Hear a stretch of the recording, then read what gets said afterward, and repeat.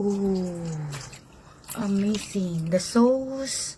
Yeah, the sauce of this kind of chicken. Ayan guys.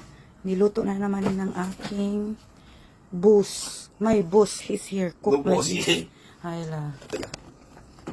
Wala, ikat mo. Just like this. Tansing. Cut. Inside what, ha? I don't know. Just cut. Okay.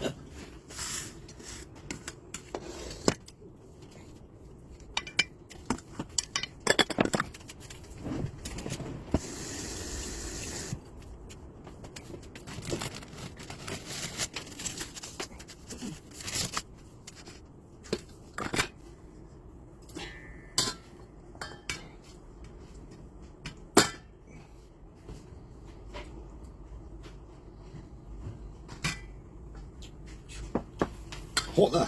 Hot? Really hot na. Wow. So guys, see? Hindi siya guys nagpunta ng Yamcha kasi gusto niya sa bahay daw muna sila kakain. So, nag-cook siya ng chicken with have rice ma inside. No rice. No. No. Oh, just buo lang ng manok guys. Ayan. Iwan ko baka may luluto siya, baka may bibigyan siya. Ayan guys, oh may sweet pepper, dalawang klase ng chili, sweet pepper chili. Yung yellow and red. See? Yan. Mahilig siya talaga guys magluto. Oo. Ano pala ngayon is 11 o'clock. Maya, siguro kasi pupunta ko ng Tungchong. Magwo-work ako doon. Siguro lunch niya. Kasama yung dalawa niyang kapatid. Si Tai Tai at si Candy. So ako, nagwawalis lang ako. Naglilinis lang ako dito. Para katapos is pupunta na ako ng Tungchong. Oh, very hot. So hot. So hot. Yeah. Later la. Later cut la. Sobrang ano siya guys.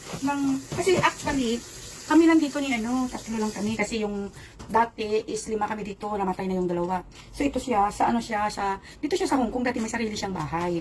Oo, kasi nag-work siya. So, nag-for good siya last year. Umuwi siya ng Australia.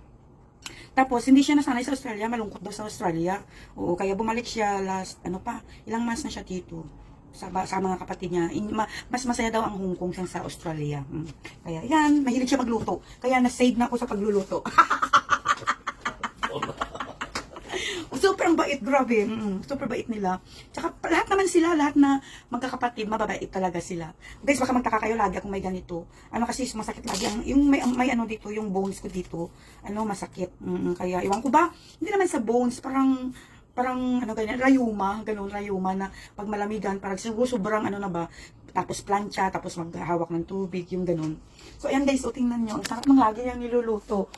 Ayan, ang sarap. Buong manok. Itong manok guys, minarinate niya, tapos nilagyan niya ng mga seasoning sa loob, may mga sibuyas, tapos niluto niya sa rice cooker, parang nagluto siya, parang nagsaing siya, yung ganun. Di ko nakita, dapat tiningnan ko nga para matuto ba ako.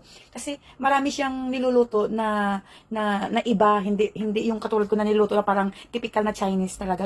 Nagluto siya parang westernized, parang westernized ideas, mga ganyan. Ang sarap nito guys, grabe sa kanin. Sauce pa lang, mapapasarap ka na, mapapawaw ka na. Kaya